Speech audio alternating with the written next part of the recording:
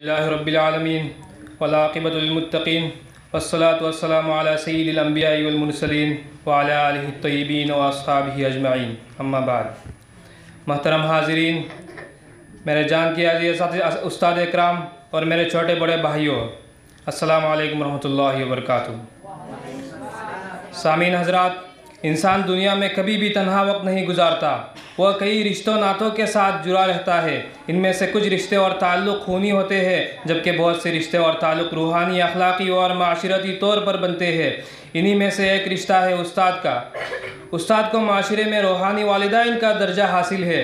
इस्लाम में उस्ताद का मर्तबा वालिदैन के रुतबे के बराबर करार दिया गया है, क्योंकि दुनिया में वालिदैन के बाद अगर किसी पर बच्चे की तरबियत की ज़िम्मेदारी आयद होती है तो वह सिर्फ उस्ताद ही है, क्योंकि उस्ताद ही है जो हमें दुनिया में जीना और रहना सिखाता है और किताबों का इल्म समझने में हमें मदद फरमाता है।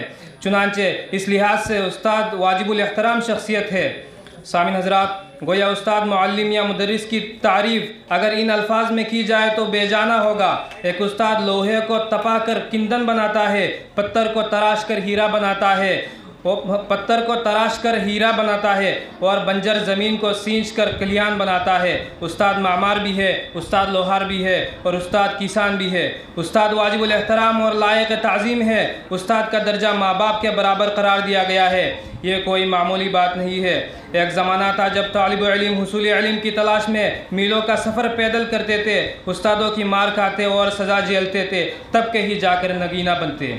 मगर उस दौर के तालिब इल्म बाअदब और बातमीज़ थे। उस्ताद के कदमों में बैठना, उस्ताद के बातों को खामोशी से सुनना, उस्ताद के सामने चूँ तक ना करना, मजाक उड़ाना तो दूर की बात, आँख उठाकर बात करने से भी डरते थे।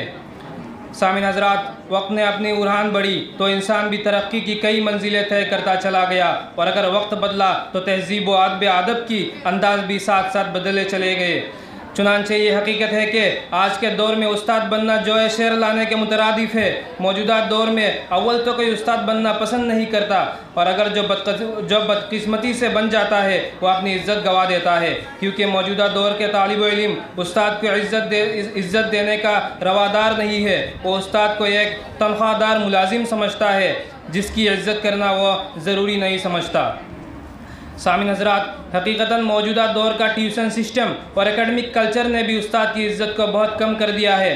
यही वजह है कि आज इल्म भी तकरीबन नापसंद होता जा रहा है, और इतने स्कूल, इतने मदरसे, इतने कॉलेज, इतने यूनिवर्सिटियाँ होने के बावजूद भी आज माशरे में अखलाकियत और अदब के तहज़ीब नाम को नहीं रही। इस्लाम ने जहाँ मुसलमानों पर हुसूल इल्म को फ़र्ज़ करार दिया है, और वहाँ इस्लाम की नज़र में उस्ताद को भी मुअज़्ज़ज़ व मकाम हासिल है, ताकि उसकी अज़मत से इल्म की वक़ार बढ़ सके। उस्ताद की अहमियत इल्म की बारिश की सी है, जो ज़मीन की बारिश को ज़िब की सलाहियत रखती है, वह बारिश की फैज़ से सरसब्ज़ व शादाब होती है। जब हमारे रसूल सल्लल्लाहु अलैहि वसल्लम सहाबा इकराम के सामने दर्स देते थे तो वो इस कदर सुनते थे गोया कि उनके सर पर परिंदा बैठा है, और वो अगर वो हिल जाए तो परिंदा भी उड़ जाए। तो सामिन हज़रात, दुनिया में इल्म की कदर उसी वक्त मुमकिन है जब उस्ताद को माशरे में इज़्ज़त का मुकाम हासिल हो।